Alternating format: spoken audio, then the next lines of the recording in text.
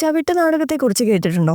പോർച്ചുഗീസുകാരുടെ വരവോടുകൂടിയാണ് കേരളത്തിലെ ലത്തീൻ ക്രൈസ്തവരുടെ ഇടയിൽ ചവിട്ടുനാടകം എന്ന കലാരൂപം പ്രാബല്യത്തിൽ വന്നത്. മധ്യകാലഘട്ടത്തിലെ യൂറോപ്യൻ നാടകരൂപങ്ങളെ ഉള്ളടക്കത്തിലും അവതരണത്തിലും അനുകരിച്ചാണ് ഈ കലാരൂപം ചിട്ടപ്പെടുത്തിയത്. ക്രൈസ്തവ വിശ്വാസ അനുഷ്ഠാനങ്ങളെ കൂടുതൽ ആഴത്തിൽ പ്രചരിപ്പിക്കുന്നതിന് വേണ്ടി വിശ്വാസികളെ ആകർഷിക്കുന്നതിനായി വിവിധ കലാരൂപങ്ങൾ ചിട്ടപ്പെടുത്തിയെങ്കിലും കൂടുതൽ പ്രചാരം ലഭിച്ചത് ചവിട്ടുനാടകത്തിനാണ്.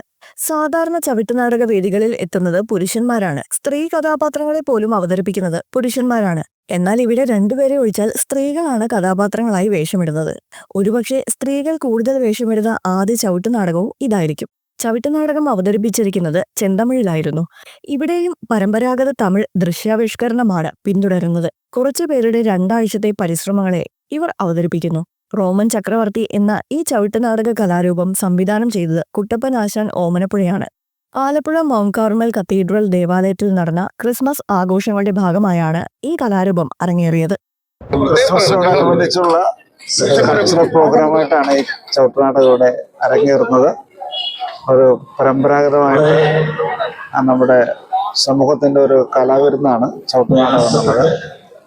പഴയ രീതിയിൽ കുറഞ്ഞ സമയത്തുള്ള നന്നായിട്ട് പഠിച്ച് ഇന്നൊരു പ്രസന്റ് ചെയ്യണം. ഇന്നലെ ഇവരുടെ ഇത് ഞാൻ കണ്ടായിരുന്നു. വളരെ നന്നായിട്ട് ഇവര് പെർഫോം ചെയ്യുന്നുണ്ട്. ഇന്ന് ഇവരെ ഇതിനു വേണ്ടി ഒരുക്കിയ ഇതിന്റെ നേതൃത്വം കൊടുത്ത ആശാനോടും മറ്റ് സ്നേഹസമൂഹ ഭാരവാഹികളോടും പ്രത്യേകം നന്ദി പറഞ്ഞുകൊണ്ട് ഇവർക്കെല്ലാം ഏറ്റവും മനോഹരമായിരുന്ന നല്ല അർത്ഥവത്തായ ഒരു ചവിട്ടുനാടകമായിരുന്നു. എല്ലാവർക്കും ഏറെ സന്തോഷവും അതിലേറെ അഭിമാനവും തോന്നി. ഗ്രൂപ്പിന്റെ പെർഫോമൻസ് എല്ലാം നല്ല പെർഫെക്റ്റ് ആയി ചെയ്തതിന് ഗ്രൂപ്പിന് ഏറെ സന്തോഷം പറയുന്നു. നന്ദി. അവതരിപ്പിക്കുന്ന ഈ നാടകത്തിൽ 2 പുരുഷന്മാരും ഉണ്ട്. ഇന്നിവിടെ അവതരിപ്പിക്കുന്ന നാടകം ബ്രിജിന നാടകത്തിലെ ഒരു ചെറിയ ഭാഗം റോമൻ ചക്രവർത്തി എന്ന നാടകമാണ് ഇവിടെ അവതരിപ്പിക്കുന്നത്. ഈ വനിതകൾ മാസങ്ങളോളം പഠിക്കേണ്ട ഒരു നാടകം മണിക്കൂറുകൾ കൊണ്ട് പഠിച്ചാണ് ഇവിടെ നിന്ന് അവതരിപ്പിക്കുന്നത്. അവര് നന്നായിട്ട് ചെയ്യുന്നുള്ള ആത്മവിശ്വാസം എനിക്കുണ്ട്.